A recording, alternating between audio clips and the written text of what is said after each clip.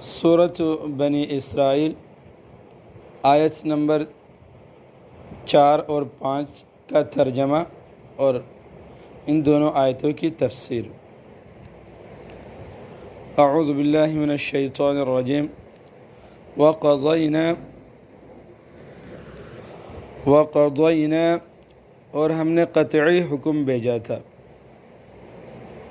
قضا قطعی حکم بھیجنا۔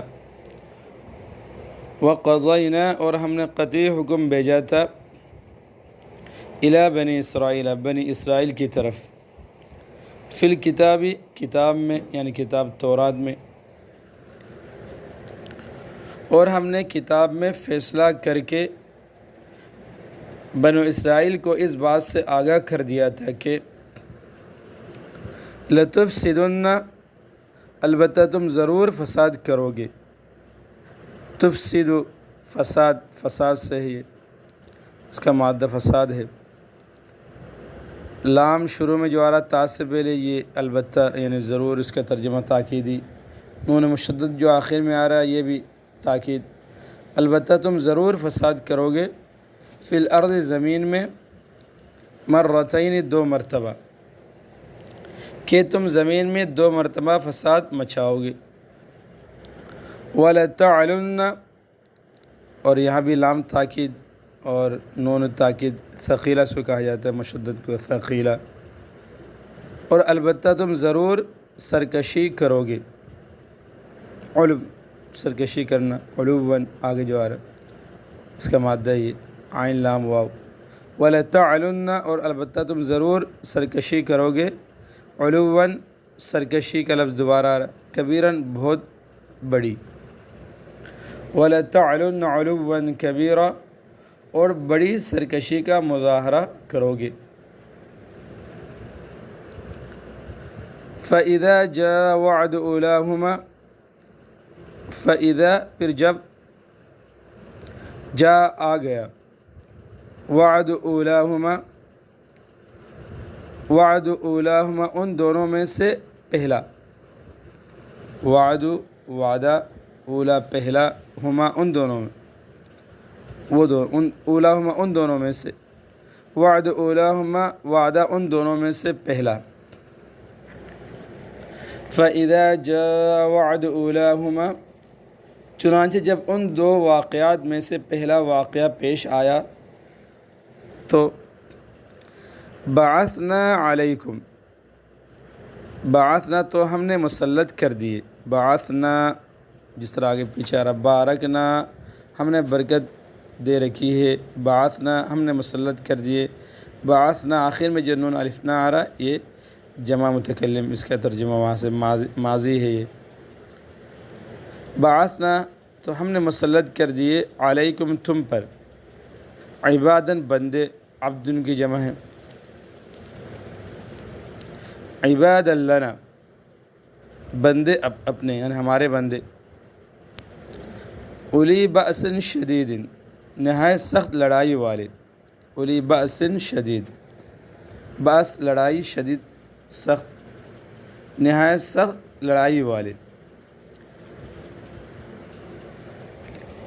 بعثنا علیکم عبادا لنا اولی بأس شدید تو ہم نے تمہارے سروں پر اپنے ایسے بندے مسلط کر دیے جو سخت جنگجو تھے۔ فجاسو تو وہ خوب پھرے، خلال الدیار شہروں کے درمیان، دیار جمع ہے یہ، خلال درمیان، خلال الدیار شہروں، دیار شہروں جمع ہے، خلال الدیار شہروں کے درمیان، کس کے لیے؟ یہاں درمیان میں نکالنا قتل و غارت کے لیے۔ فجاسوا خلال الدیار اور وہ تمہارے شہروں میں گھس کر پھیل گئے۔ وکان وعدا مفعولا، وکان اور تا یہ واقعہ، وعدا مفعولا وعدہ پورا کیا ہوا، وکان وعدا مفعولا یہ ایک ایسا وعدہ تھا جسے پورا ہو کر رہنا ہی تھا۔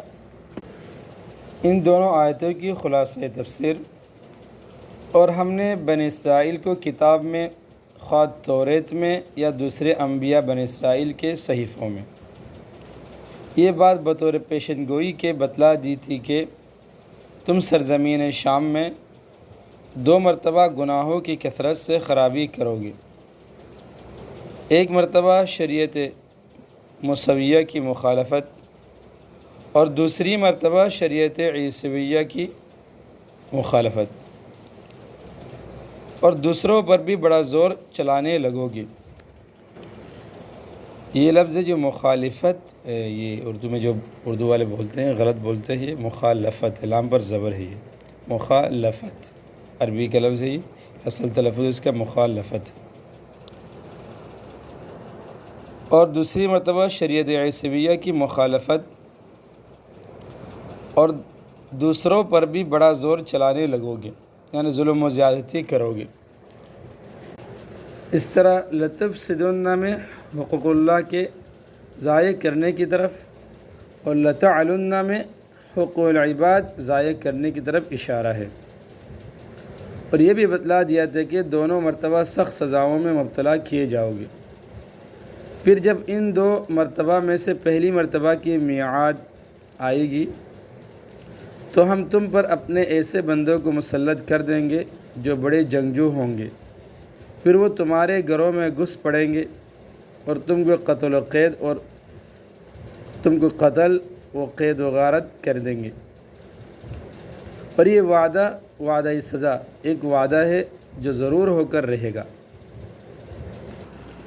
پچھلی آیتوں سے اس کا ربط آیات، اس سے پہلی آیات جعلناہ ھدی لبنی اسرائیل میں احکام شرعیہ اور ہدایات الہیہ کے اتباع اور اطاعت کی ترغیب تھی، اور مذکورۃ الصدر آیات میں ان کی مخالفت سے ترہیب و زجر کا مضمون ہے، ڈرانے کا، تنبیہ کرنے کا۔ ان آیات میں بنی اسرائیل کے 2 واقعے عبرت و نصیحت کے لیے ذکر کیے گئے کہ انہوں نے ایک مرتبہ معاصی اور حکم ربانی کی مخالفت میں، معاصی اور حکم ربانی کی مخالفت میں انہماک کیا تو اللہ تعالیٰ نے ان کے دشمنوں کو ان پر مسلط کر دیا، جنہوں نے ان کو تباہ کیا۔ پھر ان کو کچھ تنبیہ ہو گئی اور شرارت کم کر دی تو سنبھل گئے، مگر کچھ عرصے کے بعد پھر وہی شرارتیں اور بدعمالیاں ان میں پھیل گئی تو پھر اللہ تعالیٰ نے ان کو ان کے دشمن کے ہاتھ سے سزا دلائی۔ قرآن کریم میں 2 واقعوں کا ذکر ہے، مگر تاریخ میں اس طرح کے 6 واقعات مذکور ہیں۔